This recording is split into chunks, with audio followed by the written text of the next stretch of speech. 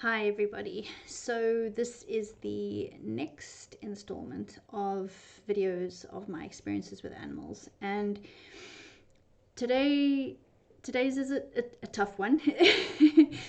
I've had special permission from Holly and Denise.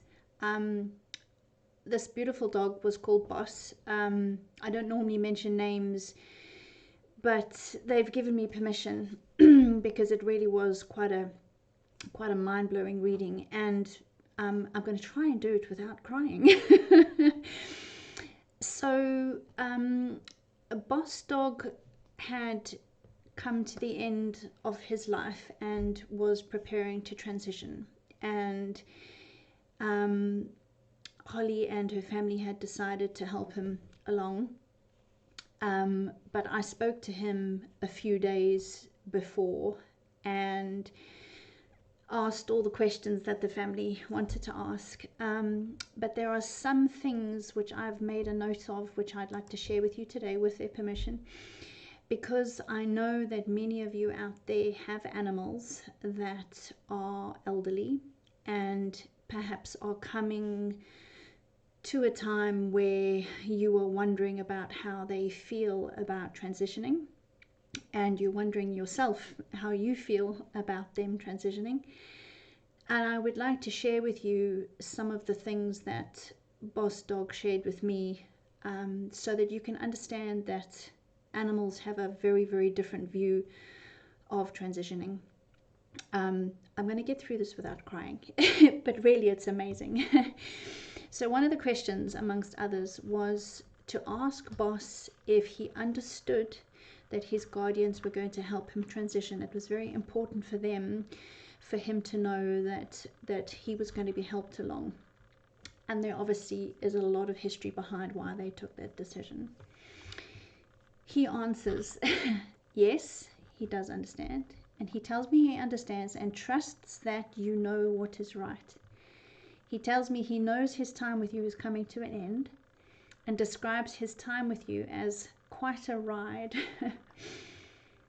He says we must all remember that things naturally come to an end, and it is this end that sometimes helps us to see how much value there is in seemingly everyday things.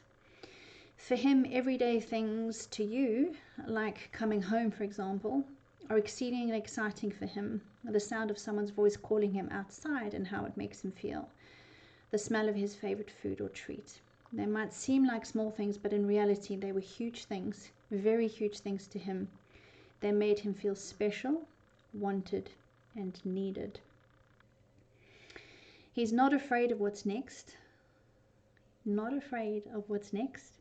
His only concern is for you, as he physically feels the sadness and dread coming off you all. He wishes he had the strength to reach out and comfort you, like all the times you've comforted him. He wants you to see what he sees. He wants you to see how he sees you. The love in your hearts, the love in your hands, the security he feels when he's with you, the comfort he feels from your presence. He knows that you're struggling with your decision. He knows. But it's okay. He's ready to go. His heart is so full of love, and he again reminds me of all the happy memories that he's carrying. Throughout the conversation, he mentions quite a few little memories, so that's what he's referring to there. One of the things they asked me to tell him was, and if you can let him know so many people love him, that he is so loved and appreciated. It was an honor, he replies almost immediately, and he shows me an image of himself sitting upright, a small group of people behind him. He's proud of his humans. He's proud of the life they've all built around each other, proud of the relationship they have and the obstacles they've overcome. And he ended off with this. Be at peace, my family. I'm only leaving my physical body, but I'll be back soon in my spiritual body. You'll see me out the corner of your eye, or hear me in the next room, or even smell me. You'll know my smell. I'm sure of it. I'll be back. Please try to be strong, because I'm going to need you through this. I'm going to need to see your love, your deep connection with me, your strength, not your sadness. Be strong for me. And that was incredible, because not only did he show all this incredible courage and understanding of what was happening, he needed to leave sensing his people's love around him. And I know that's incredibly hard. As you know, I've lost an animal recently. And it's incredibly hard in those final moments to show love, and, you know, because your heart is breaking and you're almost panicking. But that animal needs to feel that love. That animal needs to feel that love from you in those last moments. And if it takes you just a couple of minutes to put that heartbreak to one side and just keep repeating how much you love that animal and send them on their way with that love, it's an incredible thing. It was an honor to talk to this dog. He was really quite incredible, and I cried when I'd finished the communication session, and I lit a candle for him on the day that he was helped along on his journey. And Denise and Holly were kind enough to let me know how things went. And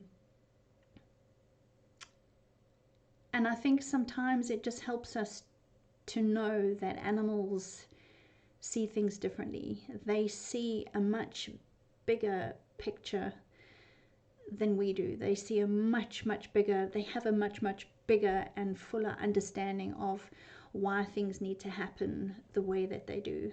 And my hope through this video and through Boss's words, that it will help those of you who are perhaps in a similar situation, or coming up to a similar situation, that might help you in some way make that decision, and also know what it is that you need to do for that animal in those last moments.